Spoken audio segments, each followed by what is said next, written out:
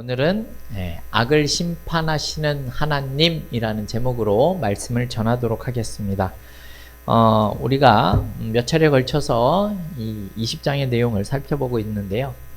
이 한 레위인의 첩을 밤새도록 윤간하여 죽게 만든 이 기브아 사람들의 범죄로 인해서 이 이스라엘의 각 지파는 미스바에 모여서 어떻게 할 것인가를 의논하게 됩니다. 그 결과 사람들을 이 베냐민 지파로 보냄을 통해서 불량배들을 그 일의 원흉인 그들을 넘겨달라 이렇게 요구합니다. 범죄한 당사자들을 처벌하는 것으로 이를 마무리 짓자라는 의도이지요. 그러나 안타깝게도 이 베냐민 지파가 그 제안을 거절하게 되지요. 제안만 거절한 것이 아니라 이 이스라엘을 상대로 해서 전쟁을 벌일 그런 태세를 취하는 모습을 보여줍니다. 건전하고 정상적인 베냐민 지파의 모습이었다라고 한다면 이스라엘 총회의 요구에 이들이 적극적으로 응하는 모습을 보이는 것이 마땅합니다. 하지만 베냐민 지파는 이 자신들의 이 지파의 자존심을 지키려는 어떻게 보면 집단 이기주의에 사로잡혀 있는 상태였기 때문에 진리나 정의 이런 것보다는 오히려 이 기브아에 있었던 불량배들을 감싸는 모습을 보여주는 그런 행태였습니다. 결국 이스라엘 총회와 베냐민 지파 간의 전쟁이 발발하게 됩니다. 동족 상잔의 비극이죠. 우리가 지난 시간부터 살펴보긴 했지만 두 번의 전투에서 베냐민 지파가 이기게 됩니다. 겉으로 보기에는 이길 수 없는 싸움이었지만 베냐민 지파가 이기게 되는데요. 그들에게는 이 왼손잡이로 물맷돌을 던지는 잘 훈련된 특공대가 600명이나 있었죠. 700명이죠. 그러나 궁극적으로는 하나님이 이 베냐민 지파를 이스라엘 총회에 넘겨주지 않으려는 의도가 있으셨습니다. 이스라엘 총회 역시 베냐민 지파를 심판하는 심판자의 모습으로서 부족한 것이 너무 많았기 때문에 그렇죠. 하나님의 마음에 이들이 합한 자들이 아니었기 때문에 하나님께서는 이스라엘 총회의 이 교만함을 꺾고자 했습니다. 마치 의로운 자들처럼 마땅히 베냐민 지파를 처벌하려고 하는 그 모습에 대해서 하나님께서 징계를 내리신 겁니다. 결국 베냐민과의 두 번의 싸움에서 크게 패한 이스라엘 총회는 어떤 모습을 보입니까? 급기야 이제 금식을 하고 울면서 하나님 앞에 번제와 화목제를 드리면서 기도를 하게 됩니다. 이들의 이렇게 낮아진 모습, 겸손하게 회개를 하는 이 모습을 통해서 이제 이렇게 하나님 앞에 물어보죠. 내 형제 베냐민 자손과 싸우리까 말리까 이렇게 물어보는 장면이 나옵니다. 이렇게 하나님의 뜻을 구하는 모습이 보여지자 하나님께서는 이번에 승리를 주시겠다라고 말씀하시는 장면이 28절에 나왔었죠. 그래서 이스라엘 총회는 이제 세 번째 베냐민 지파와 싸울 준비를 하게 됩니다. 이번에는 승리를 확신하며 출전을 하는 이들입니다. 그런데 문제가 그런데 이들이 무작정 하나님께서 승리를 해주셨다라고 생각을 하고 출전을 하는 것은 아니었습니다. 이번에는 아주 신중하게 이길 수 있는 이 전술을 세우는 모습이 우리가 읽은 본문에 나타나고 있죠. 전처럼 그 숫자만 믿고 무작정 전쟁을 하러 나간 것이 아니라 구체적인 전술을 세우는 장면이 29절에서 32절의 내용인데요. 어떤 내용인지 제가 잠시 설명을 좀 드리도록 하겠습니다. 이들이 세운 작전은 이러합니다. 이 기브아 사람들이 있는 그 성읍 근처에 군사들을 매복을 시켜 놓는 겁니다. 그리고 베냐민 지파가 안에서부터 밖으로 이 군대를 유인해 내려는 그런 작전을 세우게 된 겁니다. 아마도 이전에는 이 성 안에 있었던 적이었던 이 베냐민 지파 사람들을 직접적으로 공격을 한 것 같습니다. 그러니 이기는 것이 사실 쉽지가 않죠. 우리가 이미 뭐 영화나 뭐 드라마 같은 데서도 잘 나왔지만 성을 공략함에 있어서 이 공격을 하는 자들은 수비를 하는 자들보다 훨씬 더 많은 수의 인원이 동원되어야 성을 점령할 수가 있었습니다.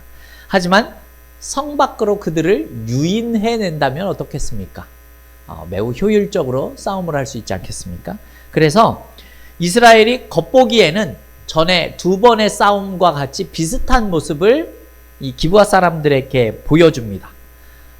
똑같은 작전을 하는 것처럼 지금 자세를 취하는 거죠.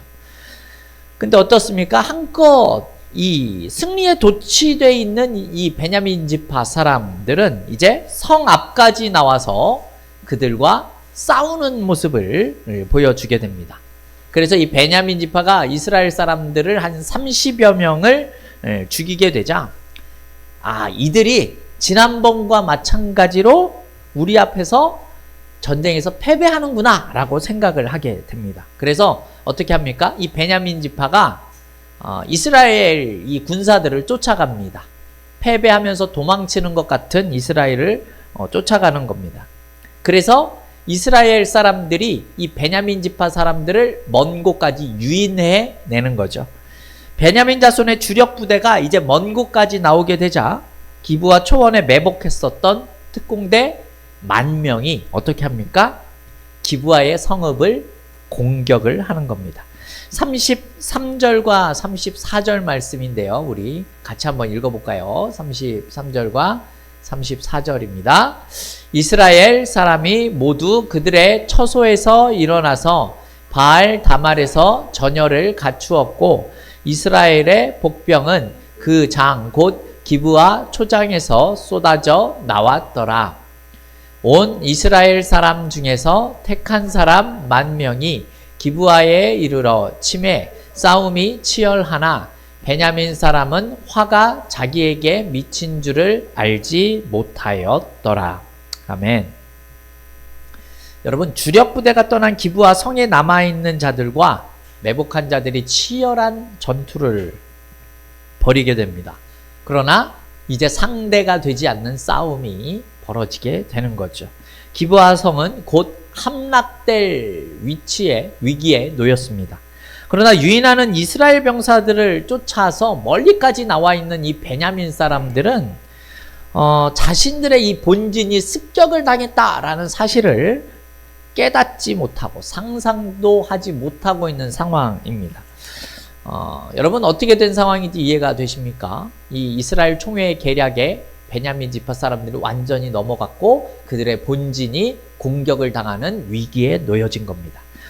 여기까지 내용을 통해서 우리는 두 가지 정도 사실을 이 사실에서 교훈을 얻을 수 있습니다. 첫 번째는 무엇인가 하면요. 믿음의 싸움에서도 여러분 좋은 전략이 필요하다라는 사실입니다. 무턱대고 자신이 가진 힘만 가지고 덤비는 것은 사실 어리석은 모습이죠. 좋은 전략이 반드시 필요한 겁니다.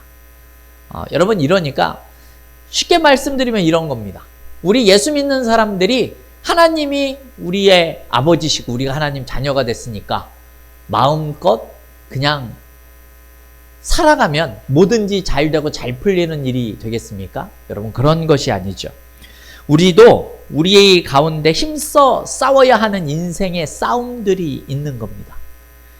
우리의 믿음의 싸움도 마찬가지이다 라는 겁니다. 우리의 삶 가운데서 우리는 전략을 잘 세워야 하는 것이 맞는 거죠. 조건이 좋다고 환경이 좋다고 늘 승리하는 것이 아니다 라는 겁니다. 그래서 우리는 하나님을 믿되 그 믿음 안에서 늘 지혜로운 전략을 가지고 살아가는 모습이 필요하다라는 사실을 기억하셨으면 합니다. 또 둘째는요.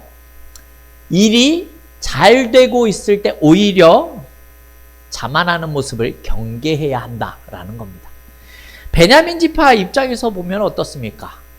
3만 명도 안 되는 그 적은 군대로 40만 명과 지금 싸우고 있었고 2번이나 승리를 거뒀습니다. 얼마나 자랑스러운 일입니까? 아주 큰 승리이죠. 그런데 이 2번의 경험이 이들을 자만하게 만드는 모습을 보여주죠. 이스라엘 총회가 전처럼 비슷하게 싸움을 걸어오니까 그냥 전과 하던 대로 똑같이 하는 모습 때문에 그들을 쫓아 나가게 된 겁니다. 그래서 결국 이들이 전쟁에서 패배할 수밖에 없는 결과가 나타나게 되는 겁니다. 그래서 여러분, 우리 성도들도 기억했으면 좋겠는 건요, 우리가 생각되는 대로, 계획한 대로 모든 일들이 다 잘 되고 있을 그 순간에도 우리는 더욱더 자만하거나 교만하지 않는 그런 모습을 보일 필요가 있다는 사실을 기억하셔야 합니다. 왜냐하면 하나님께서 정말 싫어하시는 것들이 바로 자만한 모습과 교만한 모습이기 때문에 그렇습니다. 잠언에서도 교만은 패망의 선봉이요 넘어집의 앞잡이이다, 이렇게 이야기를 하고 있기 때문에 그렇습니다. 여러분, 우시야 왕이라고 들어보셨습니까? 그가 16세의 어린 나이에 왕 위에 오릅니다. 그가 어린 나이임에도 불구하고 매우 강성한 모습을 보이게 되는데요, 그 이유가 무엇인 줄 아십니까? 성경은 그가 여호와 보시기에 정직하게 행했다라고 이렇게 평가를 하고 있다라는 겁니다. 그가 여호와를 찾을 동안에는 하나님이 이 우시야 왕을 형통하게 하셨습니다. 그래서 그 당시에 이스라엘의 전통적인 이 대적인 이 블레셋 있지 않습니까? 블레셋과 암몬이라는 나라의 이 민족의 사람들이 이 우시야 왕이 있을 때 조공을 바칠 정도였습니다.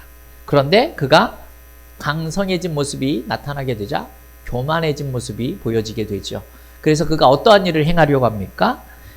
제사장 대신에 성전에 본인이 들어가서 분향을 하려고 하는 모습이 나타나게 됩니다. 그래서 어떤 일이 벌어지죠? 그가 문둥병, 즉 나병이 걸리게 돼서 이때 이후로 그는 별궁에서 거하게 되는 이 비참한 모습을 보여주게 된다라는 겁니다. 우리 믿는 성도들은요, 하나님이 우리에게 복을 주실 때에 우리는 우리가 하는 일이 더 잘 될 수 있도록 더 하나님 앞에 자신을 낮추고 겸손하고 감사하는 모습으로 살아가야 한다라는 사실을 기억할 필요가 있습니다. 더 잘 될수록 우린 더 열심히 기도해야 하고, 아무리 좋은 조건을 가지고 우리가 살아가게 된다 하더라도 자만하거나 교만하는 모습이 나타나게 된다면 여러분, 하나님은 절대로 우리를 도와주실 수 없다는 사실을 기억하셔야 하는 겁니다. 여러분, 우리 안에서 하나님이 우리를 대신해서 싸우시고 일하실 수 있도록 우리가 온전히 하나님을 의지하는 모습이 필요하다라는 겁니다. 자, 그렇다면 여러분, 구체적인 싸움의 과정과 결과가 어떻게 됩니까? 35절을 보면 매우 의미심장한 그런 표현이 나옵니다. 무슨 내용인가 하면요, 바로 여호와께서 이스라엘 앞에서 베냐민을 치심에, 이렇게 나오는 말씀이 등장합니다. 어떻게 됐다고요? 그래서 결과가 어떻게 됩니까? 베냐민이 패하게 됩니다. 주목해야 할 단어가 35절에 나오는데 그것이 무엇입니까? 바로 여호와께서이죠. 여호와께서가 먼저 나옵니다. 이 말은요, 주어가 지금 이 싸움에서 바뀌어 있다라는 겁니다. 전쟁의 주인공이 바로 하나님이셨다라는 사실을 지금 우리에게 보여주는 거죠. 40만 명이 모여 있었지만 베냐민은 26,700명이었죠. 이 26,700명에게 두 번이나 패한 이스라엘입니다. 즉 이스라엘의 환경과 조건이 승리의 근원이 될 수는 없다라는 사실을 우리가 지금 배울 수 있다는 겁니다. 즉 이 싸움은 타락한 베냐민, 즉 기브아 성읍에 대한 하나님의 심판이다라는 겁니다. 여러분, 죄의 심판은 누가 하는 겁니까? 하나님이 하시는 겁니다. 그죠? 네.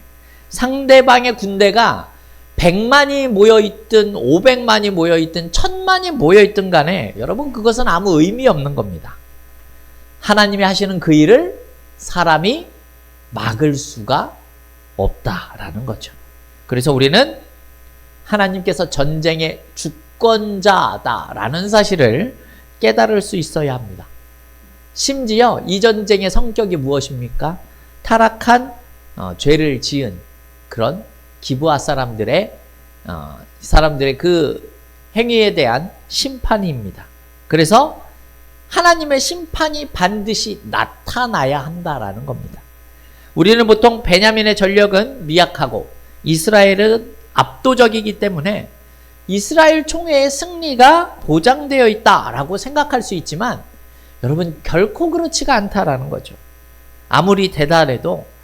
그들이 아무리 대단해도 여러분 심판은 하나님이 하시는 것이죠. 전쟁은 하나님께 속한 겁니다. 그래서 우리 성도들은 죄를 두려워할 필요가 있는 겁니다. 여러분 우리가 하나님 앞에 서는 날이 반드시 오기 때문에 그런 겁니다.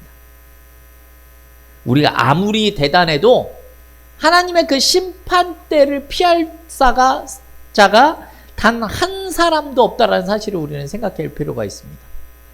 즉 죄가 생각난다면 우리는 반드시 회개하는 모습이 있어야 한다라는 겁니다. 그 죄가 매력적이라고 생각이 들더라도 여러분 그 죄가 미워질 때까지 우리는 기도하는 모습이 있어야 한다라는 겁니다. 자, 그래서 결과가 어떻게 됩니까? 베냐민 지파가 패배하게 되죠. 베냐민 지파가 거의 괴멸되는 수준까지 가게 됩니다. 35절을 보게 되면 25,100명이 죽었다 이런 표현이 나오죠. 여러분 처음에 이스라엘과 싸우기 위해서 베냐민 지파 사람들이 몇 명 모였습니까? 26,000명이 모였습니다. 그리고 기브아 사람 특공대, 왼손잡이 특공대 700명이 모였습니다. 즉 그들의 총 숫자는 26,700명입니다. 45절을 보게 되면 어떤 표현이 나오냐면 이삭 줍듯 베냐민 사람들을 쳐 죽였다라는 내용이 나옵니다. 그리고 35절에서는 25,100명이 죽었다라고 나오는데 또 46절을 보게 되면 25,000명이 죽었다 이런 표현이 나옵니다. 뭐가 맞는 숫자입니까? 여러분 46절은 대략적으로 죽은 숫자를 말하는 장면이고요. 정확하게는 25,100명이 죽은 것이 맞습니다. 그래서 광야로 도망간 600명은 살아남게 됩니다. 26,700명 중에서 지금 600명만 살아남게 되었다. 이들이 광야로 도망갔다. 이렇게 되는 겁니다. 그런데 싸움에 나갔었던 이 군사들만 죽은 것이 아니다라는 사실을 우리가 알게 되는데요. 우리 48절 말씀 같이 한번 읽어볼까요? 오늘 본문 48절입니다. 이스라엘 사람이 베냐민 자손에게로 돌아와서 온 성읍과 가축과 만나는 자를 다 칼날로 치고 닥치는 성읍은 모두 다 불살랐더라. 아멘. 베냐민에서 파견한 군대 26,000과 기브아 700명, 26,700명 중에서 600명만 생존을 했는데 나머지는 전사를 한 거죠. 근데 거기서 끝나지 않고 이 베냐민 지파 기브아 성읍 닥치는 대로 이들이 학살을 하고 있다라는 겁니다. 남녀 노소를 불문하고 다 칼로 치고 짐승까지도, 그리고 성읍은 다 불살랐다 이렇게 표현하죠. 여러분 이쯤 되면 베냐민 지파가 어떻게 되는 것 같습니까? 거의 전멸 수준까지 가게 되는 겁니다. 여러분 왜 하나님은 베냐민 지파에 대해서 이토록 처절하게 심판을 하는 겁니까? 성경은 분명히 죄의 싹은 사망이다 라고 로마서에서 이야기를 하고 있죠. 죄는 언제나 실패를 가져오게 되고요. 그 죄에 대해서 우리가 회개하지 않는 모습이 나타난다면 결국은 비참한 최후를 맞을 수밖에 없다는 겁니다. 누구에게요? 하나님께요. 이러면 하나님은 너무 두려우신 분이 아닌가요? 우리는 이런 생각을 하실 수도 있을 것 같습니다. 그런데 우리가 기억해야 하는 하나님은요, 어떤 분이신가 하면요, 죄악은 너무나 악한 것이기 때문에 그것을 용납하실 수 없는 분이시다라는 사실을 기억할 필요가 있습니다. 하지만 하나님께서는 이렇게 심판만 하시는 분이십니까? 여러분, 그렇지는 않습니다. 왜 그렇죠? 앞에서 나왔지만 베냐민 지파에서 몇 명만 살아남았다고요? 600명, 그죠? 여러분, 600명만 살아남았다라고 생각을 하실 수 있지만 하나님께서는 600명을 남겨놓으신 겁니다. 그러니까 이 600명을 통해서 다시금 새롭게 시작할 기회를 허락하고 계셨다라는 사실을 우리가 생각해야 한다라는 겁니다. 이 남겨진 600명은 하나님의 자비와 긍휼의 증거이자 회개의 기회라고 우리는 생각할 수 있어야 한다라는 겁니다. 더 재밌게 성도 여러분, 오늘 본문의 내용을 보면서 우리는 매우 큰 안타까움을 느끼게 됩니다. 도대체 왜 이런 비극이 나타나게 되는 겁니까? 근본적인 원인을 생각해 볼 필요가 있다는 거죠. 적당한 땜질로 그냥 넘어가야 할 문제는 아니다라는 겁니다. 근본적인 원인이 뭡니까? 이스라엘이 자신의 정체성을 잘 이해하지 못한 것에서부터 시작이 되는 겁니다. 이 끔찍한 일련의 사건들은 자신들의 책임과 명예를 하나님과의 관계 속에서 이해하지 못한 상황에서부터 나온 그런 끔찍한 결과다라는 겁니다. 그 레위 사람 한 명이 레위인으로서 자신의 정체성을 분명히 알고 그렇게 살아갔다면 여러분 어떻게 되었을까요? 또 기브아 사람들이 하나님의 계약 백성이라는 정체성을 가졌더라면 여러분 그들이 이런 범죄를 저질렀겠습니까? 그리고 나머지 이스라엘 사람들이 하나님을 대하는 태도가 처음부터 올바랐다면 이들이 2번이나 전쟁에서 패하고 사람들이 죽어갔겠습니까? 그렇지가 않았을 거다라는 겁니다. 여러분 오늘 본문의 비극은요, 오늘 우리를 살아가는 이 시대의 그리스도인들에게 대단히 중요한 교훈을 주고 있는 겁니다. 우리 그리스도인들이 자신의 정체성을 지키면서 살아가는 그것이 얼마나 소중한 것인지를 우리에게 알려주고 있다는 겁니다. 여러분 우리의 정체성은 어떠합니까? 우리는 부활이요 생명이신 예수 그리스도를 믿는 자들입니다. 그렇죠? 우리는 하나님의 자녀로 부름을 받은 사람들입니다. 이 시대에 제사장으로 부름을 받은 사람들입니다. 여러분 이렇다는 말은요, 우리가 하나님께서 부르신 그 목적을 잘 이해하고 살아갈 때에 이 사명에 복종할 때 이 땅 위에 그 사명을 이해하지 못한 자들이 벌어지는 엄청난 그런 비극을 막을 수 있다라는 겁니다. 우리 역시 하나님 앞에 서면 철저히 심판을 받아야만 하는 마땅한 죄인이지만 여러분 주님께서는 우리를 대신해서 그 심판을 십자가 위에서 다 받으셔서 우리를 살려주신 것 아니겠습니까? 여러분 우리가 오늘 살아있는 것은 결국 우리의 의나 공로 때문이 아니라 오직 하나님이 베풀어 주신 은혜와 긍휼 때문임을 기억할 필요가 있습니다. 그렇기 때문에 여러분 우리는 하나님이 내게 남겨주신 삶의 기회, 시간, 물질을 통해서 복음을 전하고 또 공동체 속에 죄를 멀리하면서 하나님 앞에 겸손하게 살아가야 하는 모습이 우리에게는 필요하다라는 겁니다. 이 가운데 죄를 가볍게 여기지 말고 이 하나님의 공의 앞에서 철저히 회개하면서 주님께서 남겨주신 은혜를 따라 우리에게 맡겨주신 사명의 자리를 지켜나가는 그런 저와 여러분이 다 되어질 수 있기를 주님의 이름으로 축원합니다.